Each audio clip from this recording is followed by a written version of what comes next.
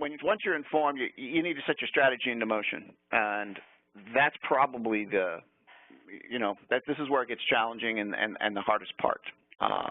What we're finding, our customers are telling there's kind of two scenarios that are being played out right now in 2018. One of them is the IT organization is listening closely to the business and looking for ways to bring new transformational ideas into the business.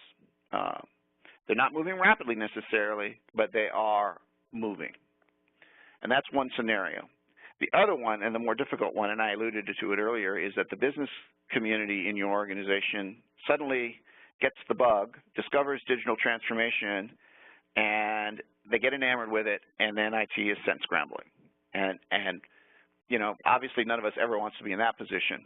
So getting out in front of all of this and certainly being informed and making practical, measured steps forward is certainly something that we would encourage you all to do. Right? You make it happen rather than having it happen to you. We think that's the right solution, and we think the time is right for you to make investments in doing that.